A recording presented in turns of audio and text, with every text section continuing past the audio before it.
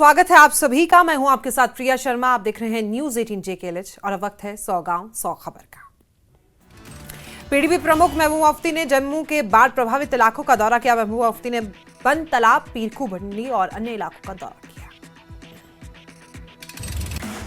महबूबा मुफ्ती ने बाढ़ प्रभावितों से की मुलाकात, लोगों की सुनी समस्याएं, एजेंसियों के सामने उनकी समस्याएं उठाने का दिया आश्वासन।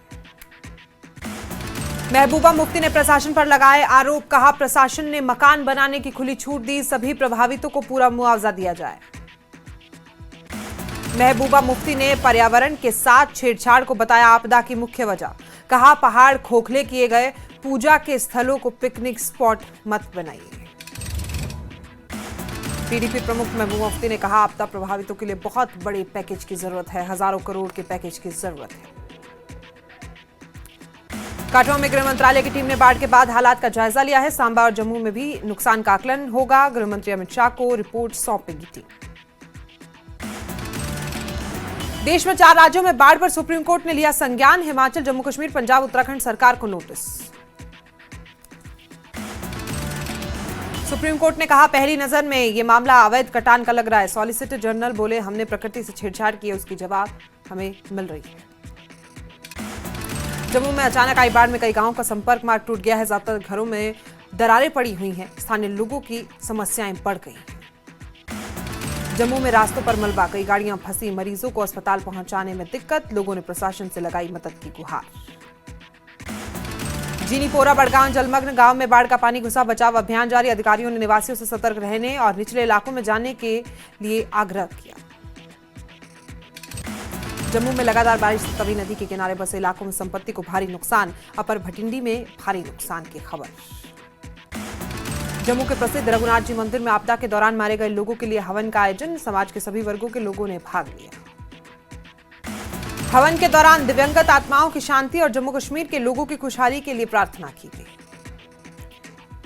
अधिकारियों ने NH-44 के रामबन बनिहाल सेक्टर में बड़े पैमाने पर मलबा हटाने का काम किया शुरू। NHAI निर्माण कंपनी और जम्मू कश्मीर ट्रैफिक पुलिस के साथ मिलकर कर रही है काम। डोडा के भलेसा में अचानक आई बाढ़ के बाद घंटों प्रशासन ने की कार्रवाई, प्रशासन ने लोगों की सुनी शिकायतें।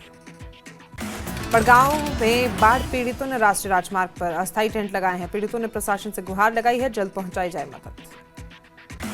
लखनपुर में उफान पर रावी दरिया, पशुपालन विभाग की बिल्डिंग और टूरिज्म विभाग की इमारत को भारी नुकसान। सांबा के रामगढ़ सेक्टर में बाढ़ प्रभावितों के लिए मुफ्त मेडिकल कैंप का आयोजन, BSF की 101 बटालियन ने किया आयोजन। किश्तवाड़ के माचीपाल में त्राटी किलोथ्रान मार्ग पर भारी भूस्खलन, पहाड़ी से मलबा सड़क पर आने से मार्ग आवाजाही के लिए बंद है। उधमपुर की बजल्टा तहसील के सुरला गांव में करीब 30 गांव मलबे में तब्दील, एहतियातन 50 घर करवाए गए खाली। बीजेपी विधायक RS पठानिया ने आपदा प्रभावितों से की मुलाकात। श्रीनगर में बाढ़ का पानी कम होने से लोगों ने राहत की सांस ली है। DC श्रीनगर अक्षय लाबरू और SMC कमिश्नर हालातों पर पैनी नजर रखे हुए हैं। बाढ़ बारिश से अनंतनाग में कई मुख्य बाजार प्रभावित, लोगों को हुआ भारी नुकसान, प्रशासन पुलिस प्रभावितों की मदद करने में जुटी।